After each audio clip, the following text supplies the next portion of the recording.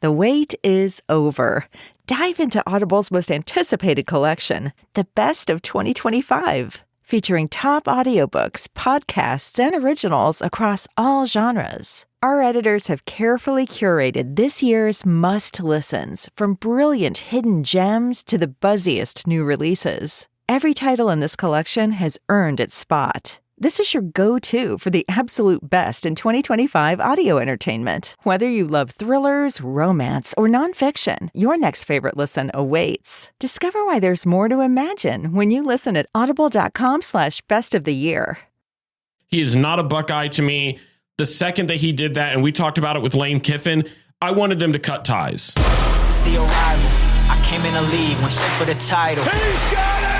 Jeremiah Smith! The Michigan Wolverines shocked the college football world. You know, some people gotta learn how to lose, man. And after all that, it's Ohio State together at the mountaintop. There's nothing quite like the game. Michigan versus Ohio State. This is The Rivalry.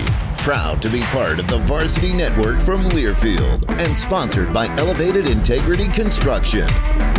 This is the Rivalry Podcast. We have also opted out of the Pop-Tarts Bowl. What a disaster. We'll talk about whether or not the College Football Playoff Committee got anything right on Sunday afternoon. We'll talk about Ohio State, Indiana, because this is an Ohio State, Michigan College Football Podcast. I'm Jace. That's JP. Michigan and Ohio State, the greatest rivalry in all of college football and all of sports. From River Radio Ministries, presented by our friends at Elevated Integrity Construction. Weekly podcast. We're now down to the end of the regular season through championship game weekend, recording on Monday morning, right after Selection Sunday. And if you're not already, would you go ahead, do us a favor, go ahead and subscribe to the podcast. Go ahead and rate and review while you're there. And if you're on social media, we are too, at Rival Pod. And let me just pitch this real quick here. So Ohio State obviously headed to the Cotton Bowl. We'll talk about that quarterfinal round. We've got some postseason opportunities, but that's going to require folks like you being willing to support the podcast. So you can do that a couple different ways. You can go to rivalpod.com, click on support. You can buy yourself a custom Rival Pod t-shirt. We've got Michigan. We've got Ohio State. You can also just throw $10 our way one time and say, hey, thanks for what you do, and support that way as well. Thank you to our sponsors. We'll get to them later, but that's one of the best ways that you can help. If that's not in the wheelhouse for you, that's all right. Follow, subscribe, rate, review, all that good stuff. Let's start off with our wheel route here from the Ohio Sinus Institute. And I mean, there's not really any other place for us to start but the college football playoff rankings. Just got announced yesterday. Initial gut reaction, I already knew your thoughts, and I texted you this because the second this name got brought up, I knew that you immediately hated everything else that was said afterwards. But this is where we disagree. I think we'll agree on one part of it, but not the entire thing. I think you're correct. So obviously the question was the way that things fell on Saturday essentially left two spots available for two of the three of Alabama, Miami, and Notre Dame. And there was the big question for a lot of people was Miami or Notre Dame. The consensus from at least the wider world of college football was, well, one of these teams is getting in, Alabama's safe. And how do you parse through head to head, but also how does Notre Dame, stay at 10 and Miami starts at 18 and they jump all the way through. And I think we're kind of asking the wrong question, if I'm being honest with you. Okay. I have no problem with Miami getting in over Notre Dame. Why? Because of head to head. Now the head to head can't always win out, right? Mm-hmm. There's, are we going to put, you could walk down the line, right? If Georgia, I don't even have a good example, so I'm not going to try to. Head-to-head can't always win out, but if you had this head-to-head game, and I believe it was opening weekend, you have this head-to-head game, and the trajectories of these two teams stay about the same, right? It's not like Miami completely fell off a cliff and lost 4 games, and now we're comparing head-to-head and anything like that. These two teams stayed about the same. Their strength of record's about the same. Their, FPI is about the same. Like all that stuff is about the same. So all other things are in fact pretty equal. The head-to-head's got to win out, because if that game, if Miami Notre Dame had been played in early November instead of early September, that wouldn't have even been a discussion. So the games count the same in September, or they're supposed to. They count the same in September as they do in November. I have no issue with Miami getting the nod over Notre Dame. Here's where we're going to probably break stride. My issue is Alabama. I knew it. Over Notre Dame. Do you want to like before I jump into there's a little teaser for you. Would you agree on the Miami Notre Dame portion of that? Because I actually don't know if you agree with that or not. Half. I think my biggest point with the whole entire bracket itself, and I said this last year, I would still stand on this hill, is I ultimately want the best 12 teams. And I think this year, more so than last year, proves my point even further, because you have these final two teams that get in, and I'm looking at them going, I don't want to watch that game. You don't think James Madison has a shot in Outson? I'm looking at James Madison, who's 20.5 point underdogs. I'm looking at Tulane, who's 17.5 point underdogs, going, who wants to watch that? I mean, we do, because college football. No, I'm not. I will want to watch it until about the first quarter when it's already 14-0 and it's very clear that one team is outmatched. Yeah. So at the end of the day, and I know people are going to go, well, how do you've got to figure out a way to reward those teams because they had a heck of a season. So you can't just punish them by not including them and stuff like that. But nobody in their right mind is going to sit there and tell you that Tulane or JMU is better than a 3-loss Alabama team. And so while I agree with you in the sense of they should not have been the number 9 seed, they still were one of the top 12 teams in my mind in the country. So them being a part of it, I'm fine with. I think you should have had a Notre Dame take the place of a Tulane or a JMU. So your issue is more the structure of having automatic G5 bids. Yeah, to me, you saw it last year. Because you hate the little guy. I just want to make that. Here's all the realistic. 3 Tulane fans that subscribe to this podcast are very upset right now. Come at me, bro. Those kids can read. They'd be very upset. I think my wife calls their team the Christmas trees, and she was trying to explain it to me this weekend. She thinks the logo looks like a Christmas tree to her. And I can kind of see it. So when she was trying to talk college football with me this weekend, she kept saying, did the Christmas trees get in? And I was like, Stanford? No. They didn't. No, they didn't. And then it hit me. She was talking about Tulane. Amazing. But I think you saw that last year. You might, and it's going to happen because that's just the way the world works. You're going to have a season where a JMU or a Tulane upsets the first round. At some point. Inevitably, it's going to happen.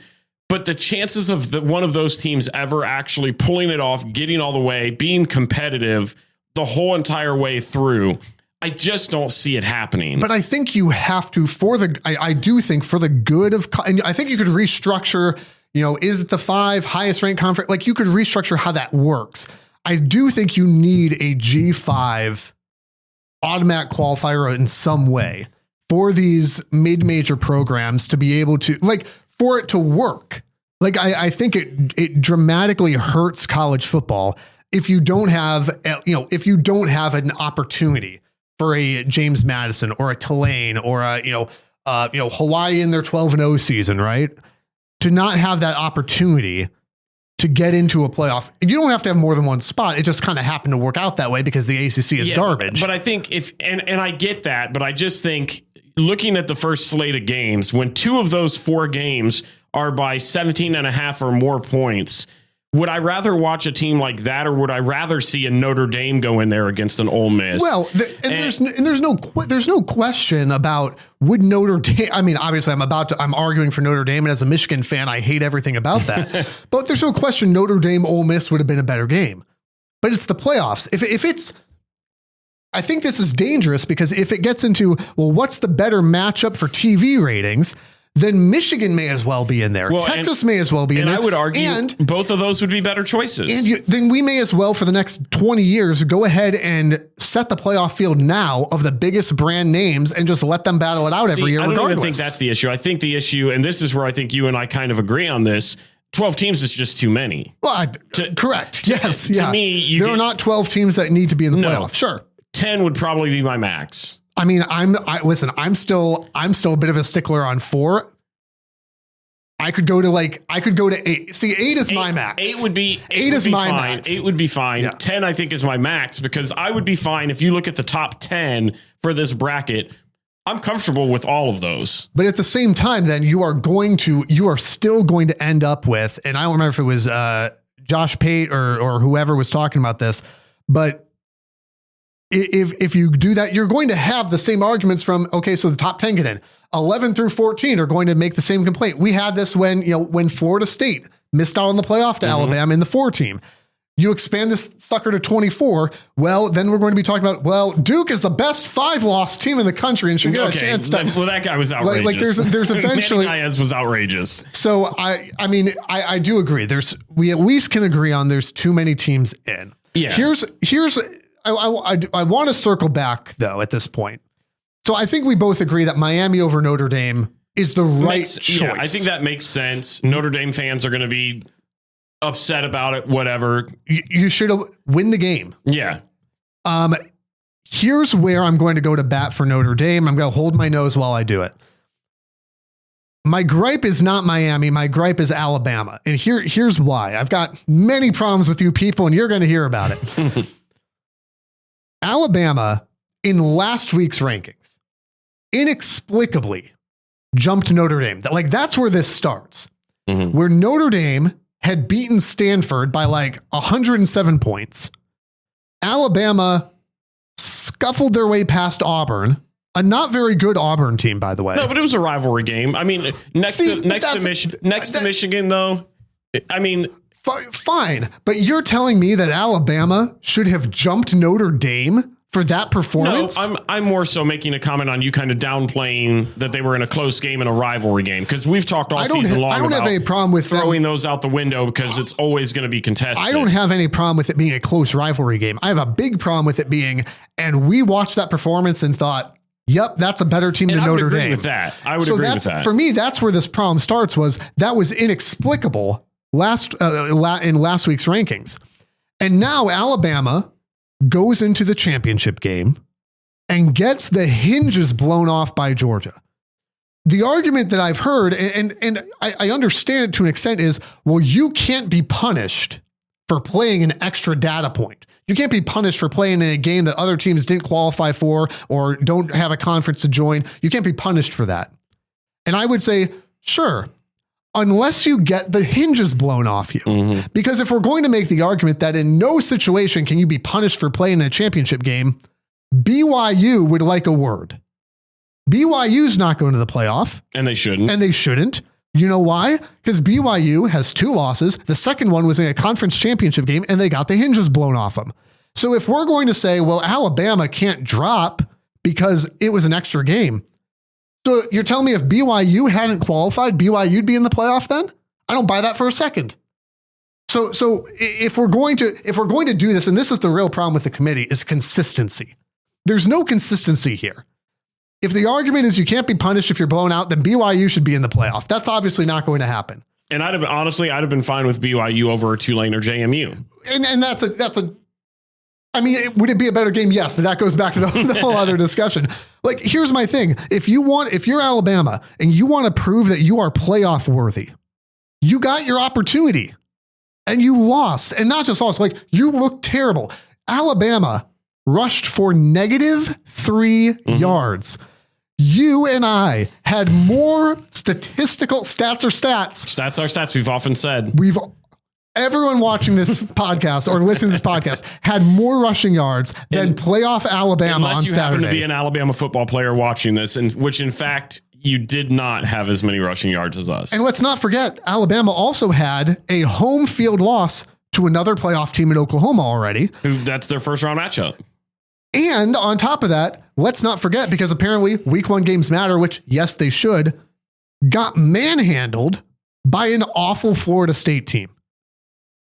So from the inexplicable jump over Notre Dame to the lack of consistency about what can happen in a conference championship game, Like it boggles my mind. And if I'm Notre Dame, I think you're mad at the wrong team. If you're mad at Miami, you're mad at the wrong team. Mm-hmm. If you're mad at the committee, that's, obviously like correct.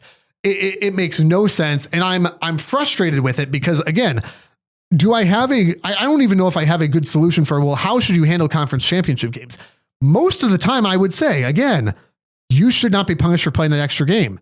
But it begs the question, how many points did Alabama need to lose by to be punished in that game? If they got blown out 56-0, is that enough? Like, where's the line there? And the problem is, and this has been well-versed from national media folks, which obviously we're not, but if you're the national media folks have even picked up on this too and said, this doesn't feel like the committee follows their own criteria. And that has been the case forever. I don't like the advocacy to go back to the BCS model or anything like that. But there has got to be, I reference Klatt a lot because Klatt is one of the guys that I respect a lot here. Disagreed with him on his podcast this week because he was like, no, this is everything's fine. I'm like, no, it's not. Yeah. But he had mentioned you need to rank the criteria so that we can understand what holds the most weight here, because it's just kind of And that's the big problem, is the inconsistency. I do not feel bad for any 3-loss team getting left out of the college football playoff.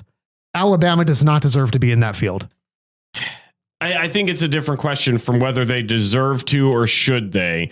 Because, no. I would still stand on the hill that they are one of the 12 best teams in the nation. I know that's not how it's set up. They can't run the football. But they're still one of the best. They had one of the toughest schedules in the nation. The Georgia team that they just got blown out by, they beat earlier in the year.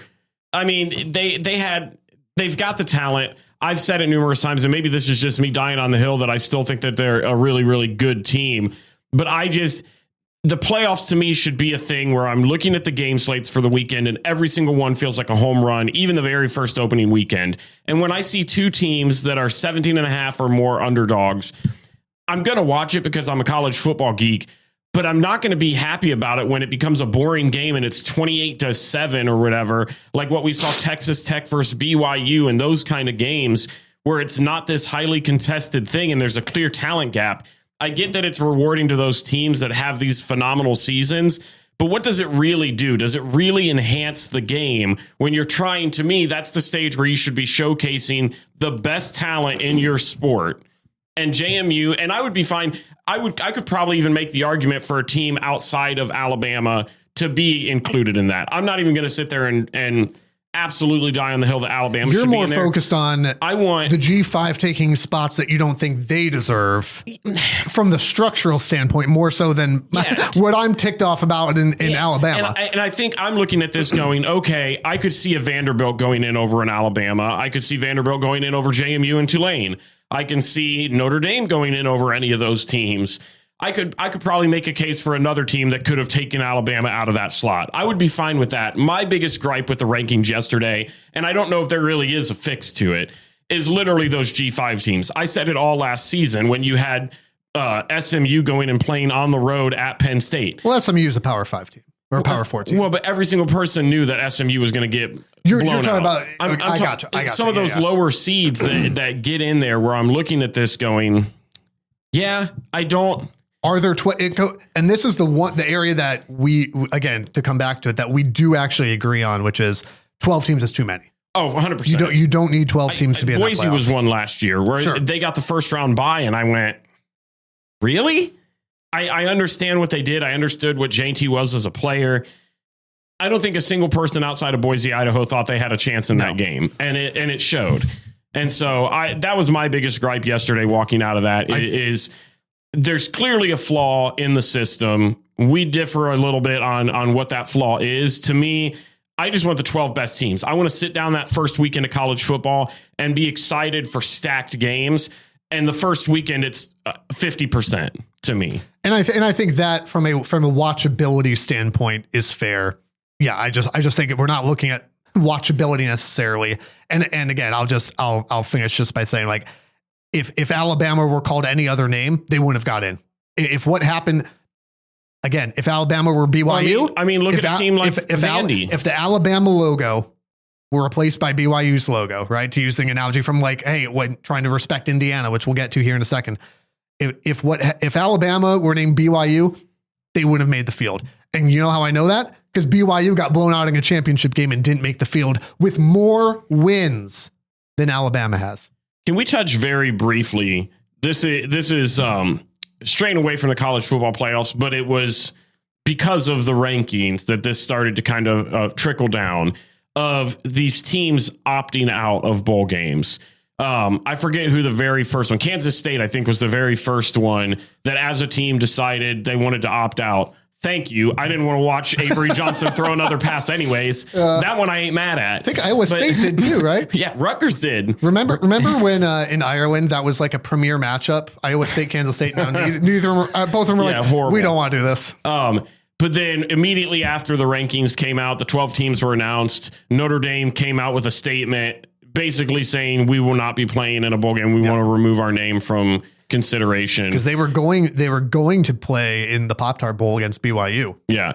What's your thoughts on just that as a whole? Not just Notre Dame specific, but just the way college football is, because you and I growing up, bowl games still meant something. And we've talked about this, I think, last season as well. What are your thoughts on teams actually choosing to opt out of bowl games now? I think it's ridiculous. Good. I'm glad we're saying here. What's weird is that I feel different when we're talking about individual players for sure than I do about teams. I don't understand. And if this sounds like, hey, I've heard this, but because I think this is the general consensus.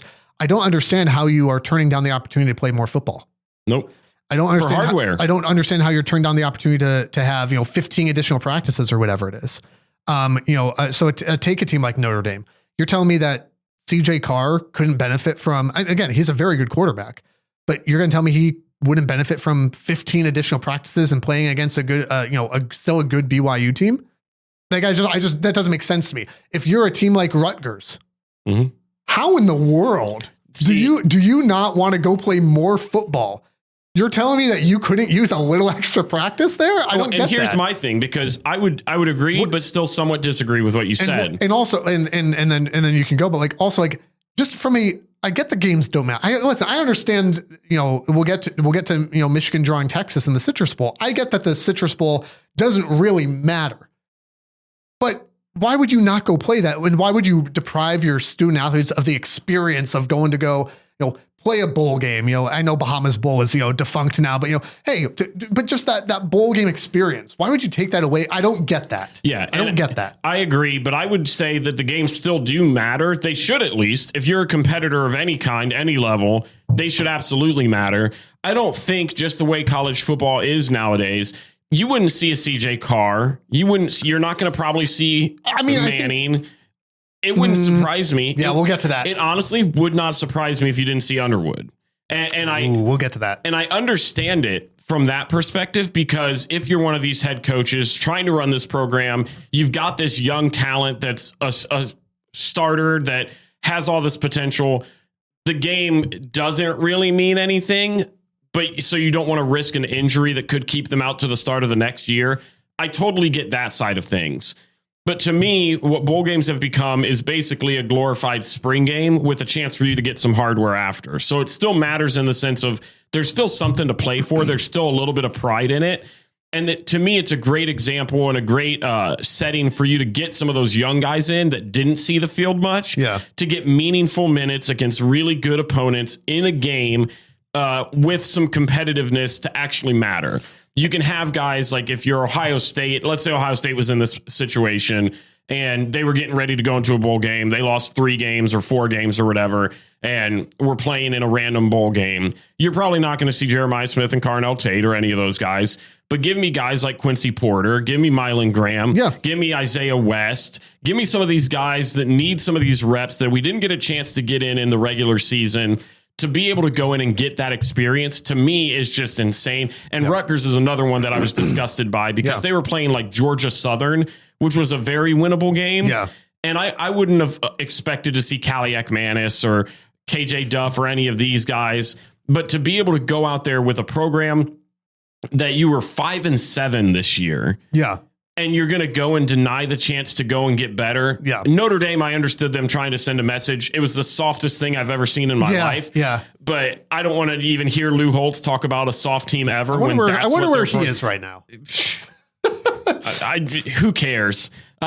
Just the softness from these programs nowadays is astounding. Get your young guys in there, get them the experience, let the fans that spend their money to go and watch you play, give them one last game for the season to watch what they have coming up the next year. We know that you saw at Ohio State versus Missouri a couple of years ago when McCord and Harrison and all them sat out. It's not going to be the same team you saw in the regular season, but it's something that you can then look forward and go, oh, that guy's going to be great next year. Someone had remarked, I don't even know if I can say this. This is still from a ministry. I'm going to say it anyway, and then I'll ask forgiveness later. Someone had said, and I don't remember who it was, but they had said, how in the world could Notre Dame opt out of the Pop-Tart Bowl? It's literally like the death of a beloved figure rising back to life to nourish us. And that's all I'm going to say about that, because I don't think I'm allowed to say more than that. I thought it was pretty funny, though. Now, maybe though, you do feel a little bit like Marcus Freeman in Notre Dame. Mm-hmm. I know that hurts you a little bit. I mean, listen, I'm advocating for him, but listen, I'm a Michigan man too. Okay. Like Notre, and then you decide to opt out instead of going to go smashing an opponent. You said, we're going to take our ball and go home. Okay. So no, it doesn't hurt me all that much at all. Maybe you feel like Marcus Freeman in Notre Dame, where you're trying to build like a champion, but you might not know how to execute it, or you do, and the College Football Playoff Committee won't let you in because you're not Alabama. Aaron and the team at Elevated Integrity Construction have a winning pedigree and a team of All-Americans. They're a juggernaut of the industry, a dynasty of championship builders. If you have a home, church, or business build, go with the folks with integrity in their name. It's elevatedintegrity.com. As you hopefully know by now, the Rivalry is also a proud member of the Varsity Network, powered by Learfield again this season.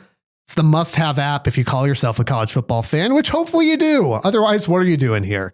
Live broadcasts and on-demand podcasts just like this one from the Varsity Network. Find it in the App Store. It's free to download. Be sure to search for the Rivalry Podcast while you're there. We also want to say thanks to the Ohio Sinus Institute. You deserve better sinus care. Get relief from those experienced sinus specialists in Central Ohio. Dr. Boris Karanfilov, surgeon-led, personalized care with over 20 years of experience, minimally invasive in-office treatments, and on-site CT imaging for better answers. The Ohio Sinus Institute. Yes, I've had to practice his name more than Nico Iamaliava. Honestly, you get it right every time, and it amazes me. It's years of listen. It's I don't give you a lot of compliments. That was one you should put in the back pocket. It's years of watching hockey, man. That's what that is. The Rivalry Podcast also, by the way, proud to partner with our friends at Homage this season. If you are watching on YouTube, got on the Detroit crew neck Homage shirt today. So comfortable, you guys. Since 2007, Homage has been helping fans pay homage to the people, places, teams, and moments that matter most to them. They've got Buckeye gear. They've got Detroit sports gear. I was going to say, so you got Buckeye gear, Detroit gear. You've got pop culture stuff. Like, they've got everything. It's phenomenal. They are an amazing partner, quality craftsmanship, elite storytelling, and trademarked legendary comfort. As always, if you go in the podcast description, either where you're listening now or on YouTube, click the Homage link, get yourself something nice, maybe ahead of Christmas. Mm-hmm. Okay. Going to be here before you know it. I need to get on that. And not only will you get yourself something nice, but you will support the podcast as well. Because again, we got college football playoff stuff coming up. We're a very small budget podcast. So if you want to get yourself something in support, that helps. If you want to go to rivalpod.com, get yourself some Rival Pod merch, that helps as well. If you want to throw $5 our way and say, hey, keep doing what you're doing, you can do that at rivalpod.com as well. I want to start this next segment off because I said I would do it, and I'm a man of my word. I said that if Indiana beat Ohio State, I would give them their credit. And we have got so many people waiting for us. I want to preface this by saying I do have some very strong thoughts that I know you're going to consider it just me being a hater. And I expect nothing less. I'm going to be why people hate Buckeye fans in a moment. Perfect. I will be the hater. I will give credit. Because Indiana, some of the stuff that you saw Ohio State struggle with wasn't because Ohio State just wasn't doing it. Yep. It was completely because of what Indiana was able to do. And I don't want to share too many of my thoughts because we're going to get obviously into a breakdown of the game. Hats off to Indiana. Phenomenal game. Even if Ohio State would have won that game, they still proved something to me that they are now officially a threat to be taken seriously in the Big Ten. Cignetti absolutely proved himself. Mendoza continued to have a decent game. I don't think it was a home run by any means, but he stayed composed.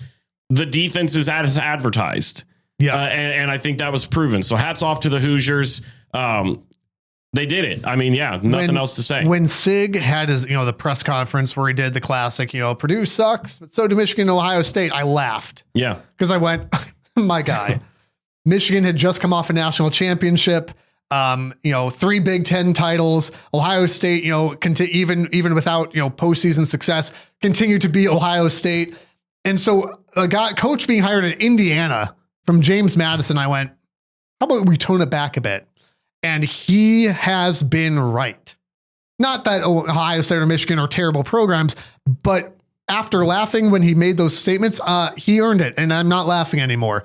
Curt Cignetti has been a phenomenal hire, and he deserves some apologies for all the Google me jokes that we've made over the years, because he wins. He was exactly right. Mm-hmm. There's so many different ways you could go in this game. Here's where I was maybe most impressed. Indiana's defense. Mm-hmm. I know that Mendoza and Hemby and the wide receiver, and they are going to get credit on this podcast. Don't get me wrong. They had a very good game. But as a Michigan guy, watching Michigan not affect Julian Sayin at all in the game, the frustration I felt watching him have clean pocket after clean pocket were guys that I thought should be able to get home, couldn't get anywhere close to him. And then to watch Indiana, who does have a very good defense, I mean, pressure him a ton of times, 5 sacks on the evening. I think that is as many, or just they've only given up 6 the entire season. Yeah. Basically doubled Ohio State's sacks allowed number in one evening. They were in his grill all day long, and on top of that, not just the pass rush, but that line held Ohio State to, I think, 58 net rushing yards. Mm-hmm. I mean, that is where this game was won, because again, we've seen Julian Sayin, and he still had a decent game, but we've seen Julian Sayin's efficiency and how he can pick you apart when he's got time. He still had a decent game, but he did not have time. They threw him off his rhythm. They were in his grill all night long. This is where I would disagree. How could you disagree with this? This is where I disagree a little bit, because goodness gracious. I'm going to take a drink of water. There were a handful of times on some of those sacks where he held the ball too long. And that's not it's a credit to Indiana's defense still, because he held on to the ball a long time because when nobody open. So I don't want that to sound like I'm discrediting it, but that's where sacks came from. It wasn't like they were immediately there within a couple of seconds. Sure they were. There were multiple times. Sometimes, but not the ones that ended in sacks. Some of those sacks, there were 2 or 3 of those 5 sacks that, I mean, he had the ball for 6-7 seconds back there and just couldn't do anything. Nobody was open. As far as the run game goes, Bo Jackson had a decent day. I mean, you read the stat. It was 58 total yards, but that's total. It was 80? He had 83, 17 carries for 83 yards. I would take that.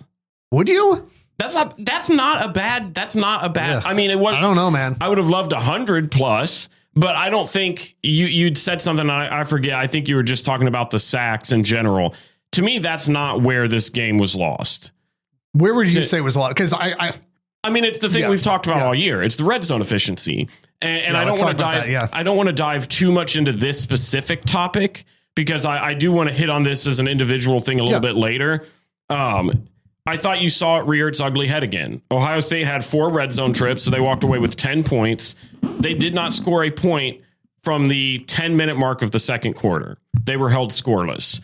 Ohio State had their chances. They had a missed field goal with 2 minutes and change to go that Jaden Fielding, who has been notorious for missing those, he missed the game a couple years ago in Georgia.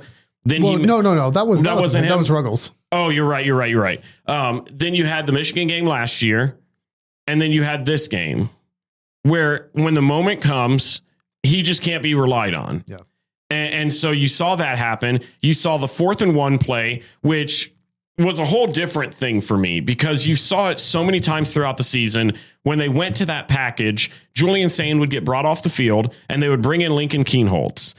And I just don't physically understand after watching Julian Sayin trying to do it against Michigan last week and it being an utter failure when it shouldn't have been. And you've not seen him really be successful with it all season long, which is why you put the Kienholz package in there. Yeah. Even if you're not going to ultimately run it with Kienholz, at least make the defense kind of have to play it. He's at least a bigger body. He's at least going to be a little tougher to take down. In the Rutgers game, we talked about this leading into the Michigan game. There was this film candy, I think I called it, where it was, here's the Kienholz package. Oh, we're going to utilize them in the run. Oh, now we're going to throw the ball. And it was like, okay, well, no one's afraid of that. I don't even think it was almost like they were putting it on film for Michigan. They didn't use it. Here's a great opportunity to actually use this thing. And they went with saying it just didn't make sense. And I think there were numerous times in the red zone where you'd get down there and they'd take Jeremiah Smith and Carnell Tate both off the field for an extra tight end. And I'm sitting there going, what is this offense that I'm looking at? And you'd seen it rear its ugly head all game. And I said it, I don't remember after which game. And I said, this needs to be cleaned up because you can get away with not converting against some of these teams. Yeah. But when you play a tough team, they can't end in 3. And you saw that rear its head. I mean, 4 trips in the red zone, 10 points. Unacceptable for this. You can't have that. I mean, I think you nailed it. I don't even know if I have anything further to say on that. I mean, Ohio State, the red zone is an issue. 4 of 12 on third down. Yep. 0 of 1 on fourth down, of course. Like there's the major difference. There's the major difference in the game is that Indiana could get Ohio State off the field. Yeah. And I agree with you on just about everything there. I appreciate it because obviously, but I don't understand how you're getting Carnell Tate or Jeremiah off the field in critical situations. And also even on like some of these calls down in the red zone. So I think it was the third down. You end up converting because Indiana got called for a low block. But okay, so it's third down. And instead of throwing to Jeremiah or to Carnell or whatever, they throw across the field to Brandon Innes, and then have him throw it all the way back across for the 6 yards. And they get fortunate on a low block, and it keeps it going. But what is that? It's you're exactly right. This has creeped up for Ohio State for years. This goes, I mean, probably further than this, but it even goes back to the Notre Dame game in 20. Was it 23? Yeah, 23 when we were in South Bend for the Notre Dame game, and it's 4th and 1, and they go, we're going to run a jet sweep with Emeka. Why? Yeah. It's stuff like that. It's part of what's cost in Michigan games in the past. And it boggles the mind. This is where I'm going to be the Buckeye fan that everybody hates. Perfect. And I think that's fine. Despite Ohio State losing, I didn't feel like they were the worst team. You're right. This is why we hate you. and I would truly believe that. And I don't want this to sound like all of a sudden I think Indiana's a bad team. I would admit that I was wrong. They are a better team than I thought, than I was giving them credit for. But Ohio State had its chances. If you would have told me at the beginning of before the game even started, that Julian Sayin was going to throw for 258, 1 touchdown, 1 interception, Jeremiah would have 144 yards, that they would hold Indiana to like 118 yards rushing, that they would have held Indiana to 13 points total. I would have probably told you, and you would have said Ohio State gets 4 red zone trips. I would have told you, no doubt Ohio State walks away a winner in this. Ohio State had their chances. It was simply about converting it, which some of it was play calling. Some of it was just flat out Indiana playing great defense. We talked about the sacks, the 1 sack. I heard people arguing about the grasp. The one where they like had Sayin, but he escaped. They said there he was a in the face grasp, mask on that anyways. Correct. Thank you.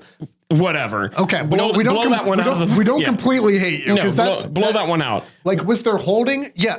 Ohio State, Indiana got away with a lot of holding.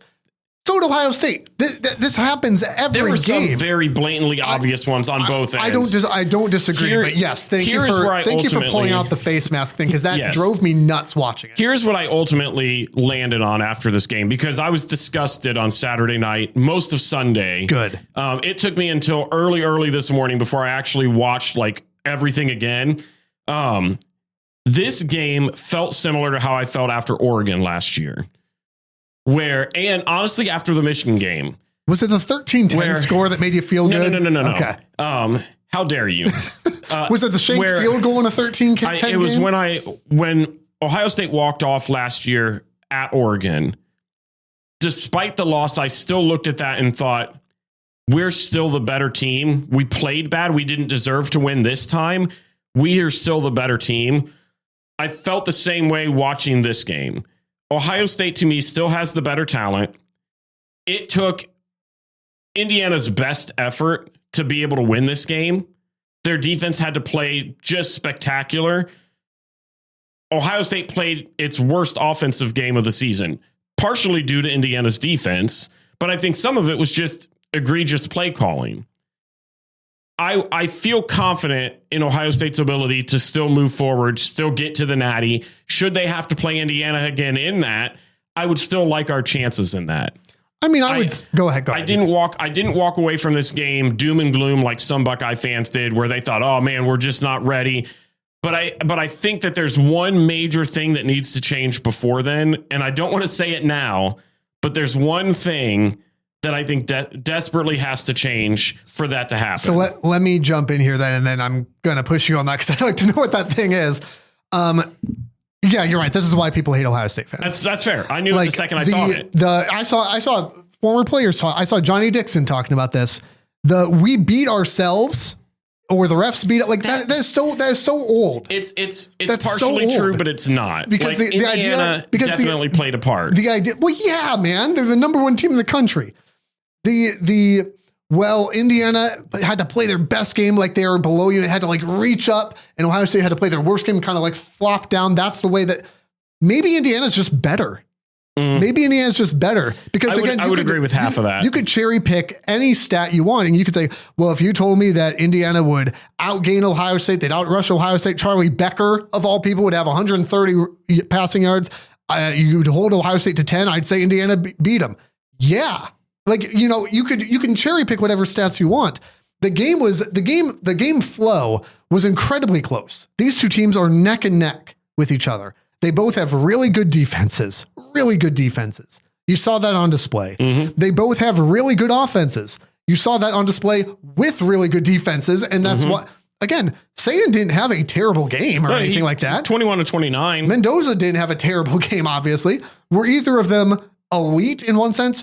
I mean, in one sense, no, they both played good and they were both very comparable. This was a margins game, and Indiana won the margins.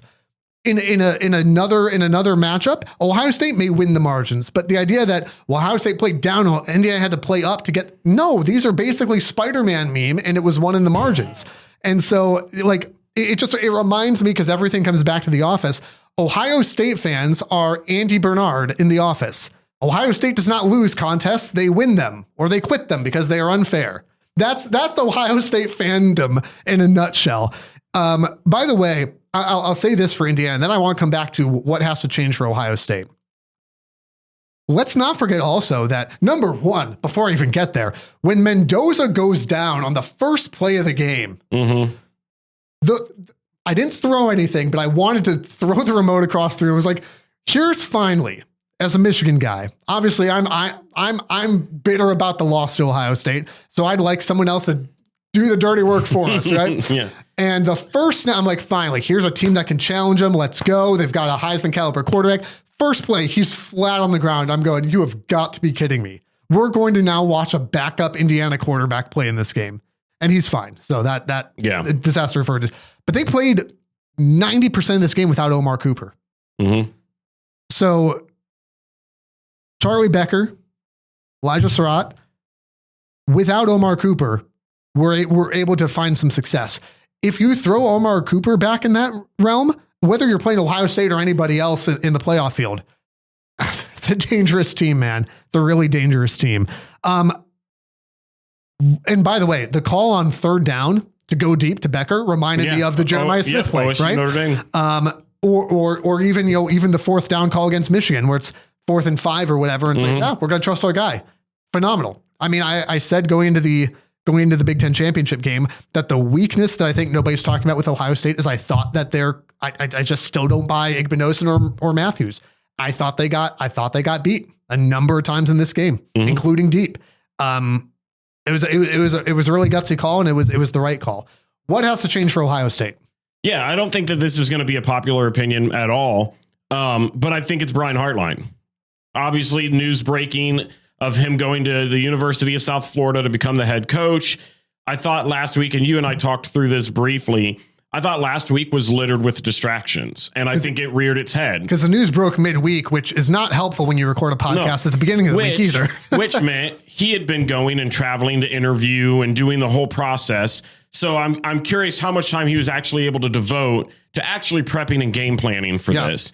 And I don't want that to sound like it's a total excuse, because I still think Indiana's defense just played a heck of a game. But I think that matters. Yeah. Then you throw in the whole Chris Henry situation where signing day, it happened. The news broke on signing day. And so all of a sudden you have this guy that's the number one recruit on your board, one of the top recruits in the nation, all of a sudden kind of iffy on whether he's going to come to your school. And you all of a sudden have to turn your attention away from prepping for this big game against the Indiana Hoosiers.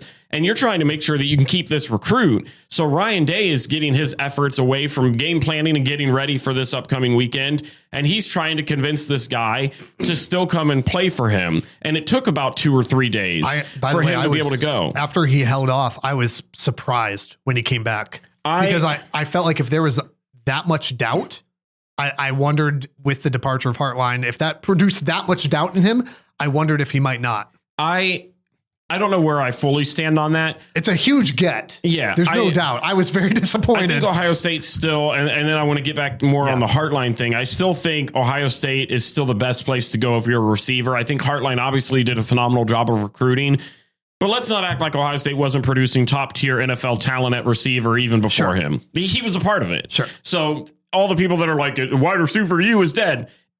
We've had those guys well before him. So shut up. But you feel like the Hartline distraction thing may have played in. I think it played a huge role, because you're looking at a guy that knows he's on the out, that he's a head coach. He's not going to be some assistant somewhere else. He's going to be the guy. And so I forget who ended up saying this, but I was reading more about this, and they brought up a really, really good point. This is a guy that knew he was about to become a head coach right on National Signing Day. You think he wasn't trying to sway some commits? He wasn't trying to get in touch with some guys to get them to go to USF and to follow him? You don't think his attention turned towards his duties there? And then you even saw like pictures of him in South Florida midweek going and signing the contract. Immediately following the loss to Indiana, you go and you see him on a private jet getting ready to be flown. Getting ready to be flown down for his introductory press conference. Granted, Ohio State has a good enough gap between the next game, but you're telling me, as a fan. But you're telling me, I'm looking at this guy, and I hate questioning it, but I'm going, how invested is he now in this program? Because he's out. He's no longer a Buckeye. And I know that's going to tick some people off because they love Brian Hartline. I want Brian Hartline to have success at USF. I want him to be great. Every time Ohio State plays him, if ever, I want him curb stomped into the ground. That's just what it is. He is no longer a part of the staff. He is not a Buckeye to me. The second that he did that, and we talked about it with Lane Kiffin, I wanted them to cut ties. Really? What good does it do? His attention to me, his attention, as it rightfully should be with USF. And I think you saw that. And I don't want this to sound like it's an excuse for last week, but I do think it played its hand. I think you saw Brian Hartline very distracted. I thought you saw Ryan Day having to pick up extra work that he doesn't typically have to do. And I think that played some portion of how their performance was offensively, because the defense looked great. The defense was there. The defense is not why Ohio State, despite Charlie Becker having a phenomenal day, despite what the defense gave up towards the end of the game to help them run out the clock, the defense only gave up 13. Yeah. They had 2 chances where Indiana was deep and they held them to field goals. Yeah. Immediately following the interception from Sayin deep into Ohio State territory, they held them to 12 yards or something total on 6 plays. The defense was not the issue. The offense was the issue. The play calling was the issue. And I think that's mostly because Indiana's defense is good. Yeah. But I think a small portion of it, if everybody's being honest and not looking at it through Hoosier lens, then I think it's fair to say that you dealt with an unprepared, distracted Brian Hartline. And when you're getting ready to go in to a title run where your focus needs to be on the team you're currently with. I don't trust that his mind is going to be with the Buckeyes. I just don't. I think he's going to be in South Florida. He's going to be trying to figure out where he's going to live. He's going to be trying to figure out how to move his family down there. He's going to be trying to figure out stuff with his coaching staff and players and all the other things that I don't even comprehend that come along with coaching, being the head coach of a college football program, because it's so much bigger than just going and holding practices now. Yeah. If he's going to be a good coach, his focus isn't going to be with the Buckeyes. And so I don't trust, despite everything he's done, I get what they're trying to do by not breaking up the rhythm. I don't think it's doing you any favors by keeping the guy around. And with you having as big of a gap as you can right now before your next game, I think it's vital that they just cut the ties, let him go be the head coach.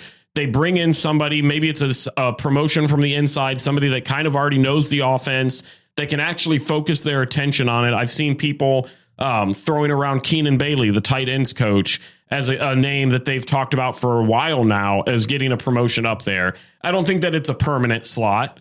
I think you still in the offseason go out there and you try to figure something else out. But you've got to get somebody in that building that lives and breathes Buckeye football for the next couple of weeks, not some guy that during game week at practices is repping the scarlet and gray, and then the next second he's flying to South Florida and taking his talents to wherever to be able to go and coach South Florida.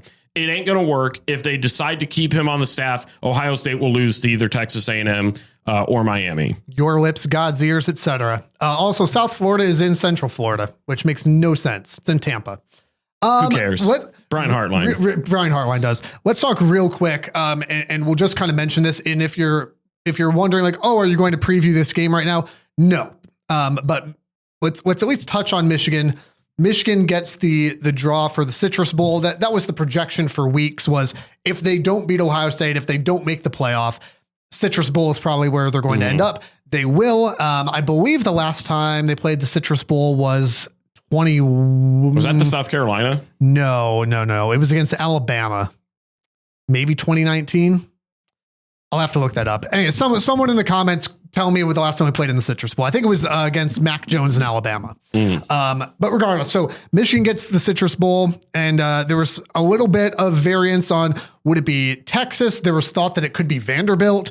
It ends up being Texas, which, I mean, let's be honest, that's the money draw, right? Yeah. This is, at least this one I can go, yeah, this makes sense. Unlike last year where it was, hey, I think it's the ReliaQuest Bowl now. It used to be the Outback Bowl. But hey, we're going to take 7-5 Michigan. They're going to play the first team out of the playoff, Alabama, which worked out, I guess, at the end of the day for Michigan. But a good draw against Texas. It should be a nice matchup.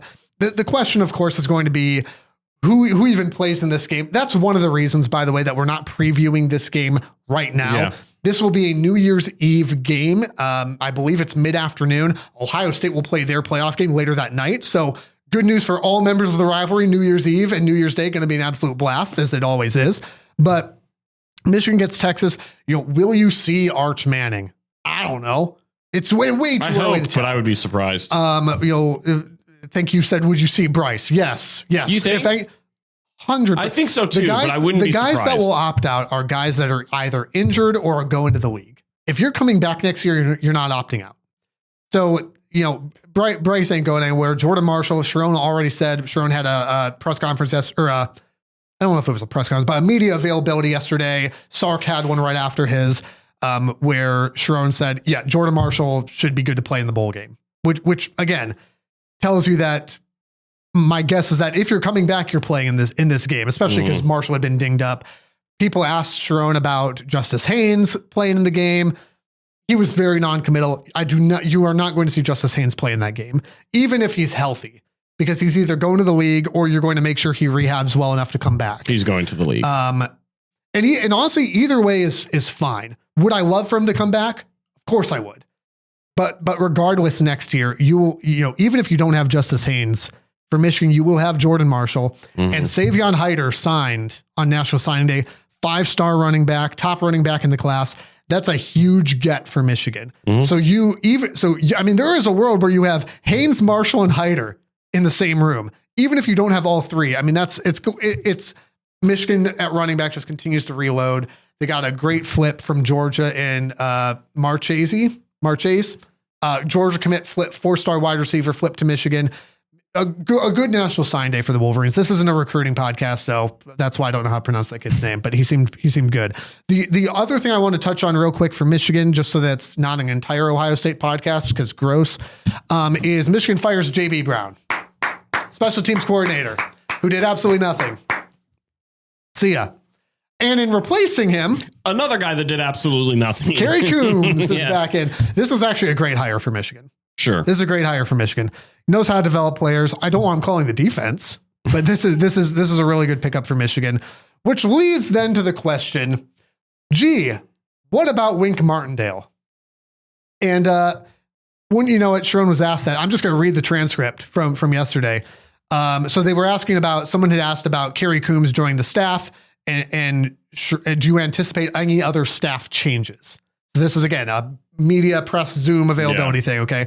And Sherrone said, yeah, Kerry's here, starting to work, blah, blah, blah. He said, he is here. As far as other staff changes, not as of yet. Okay, it sounds positive. Someone pressed him on it later, though, and said, you said about the coaching, if there's going to be any more changes. I think you said not at this time. Do you mean like you are not expecting any more or just, and he said, no, I'm not. Here's what I'll say on this, because people have taken this and said, oh my goodness, Wink Martindale is going to be back for another year. Oh, the humanity. Okay. Number one, what he was asked was, I think you said not at this time. Are you not expecting any more? And he said, no, I'm not basically he's saying, no, I'm not expecting any more guys to transition out, whatever. What do you want him to say in this press conference? Yeah. It's do you want him to go, hey, is there going to be other changes? And then just smile at the camera, office style. Yeah. What do you want him to say? I want him to do that. That would be hilarious. Wink's watching in his office going, hey, what? And he goes, yeah, you know what? Wink Martindale is trash and he's been trash and he's gone. Do it for the Vine. Let's go. He's not going to do that. Is there a chance that Michigan retains Wink? Yeah, of course there's a chance. Do I think they will? No, I do not.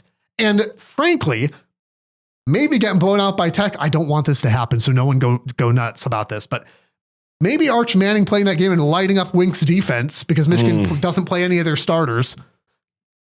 Not that with Wink it matters because he rotates in whoever he wants anyway. That happens so we can run the clip of you saying you'd rather him than Underwood this year because. Man, I would just play that on loop. I'm sure you already are. You already are. TV beside us would have nothing but that on a loop.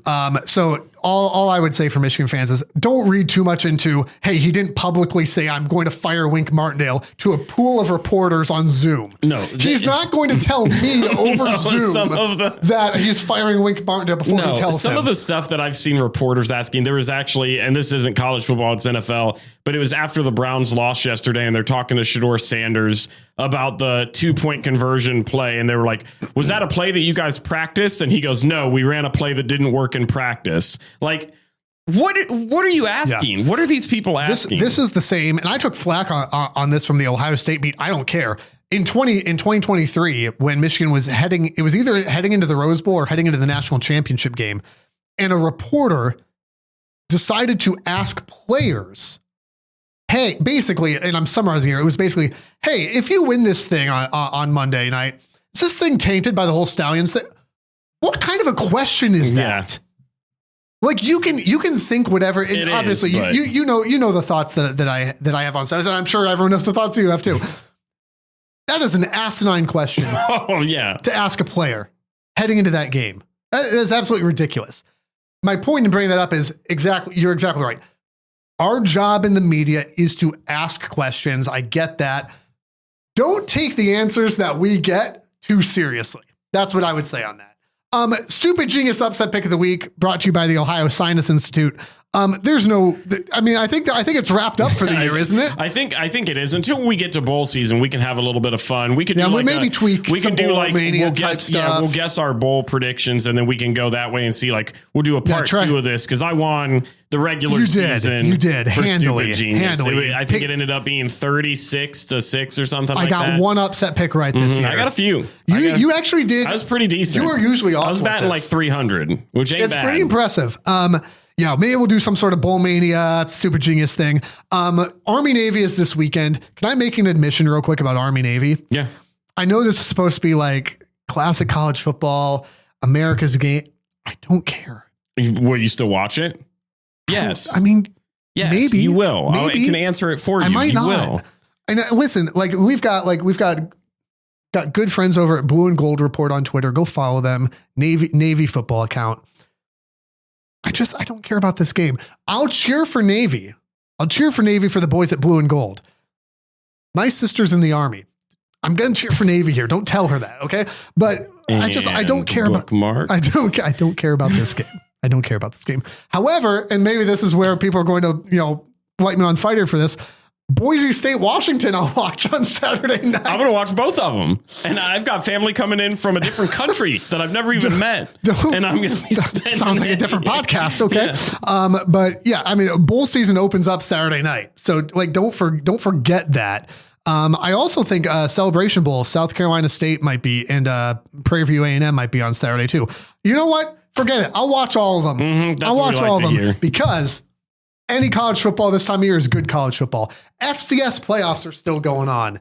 Did you see Illinois State upset North Dakota State, the number one seed, in their own building? Yeah. Go Birds, man. Crazy. Go Birds. They played Oklahoma decently well in the first week of the season. That's all I know. Hats off to you for playing a close game. Where's that trophy in the trophy case? You played a close game. We almost always win. almost win. Yikes. Enjoy whatever college football you're watching because, again, any college football is good college football. Support the pod. Subscribe to the podcast. Follow us on social media at RivalPod. The Rivalry Podcast is part of the Varsity Network from Learfield and the River Podcast Network from River Radio Ministries. New episodes out every Monday. Be sure to subscribe, rate, and review wherever you're listening right now, and follow on social media at RivalPod and RivalPod.com. And if you like what you hear, share with a friend so they can listen too.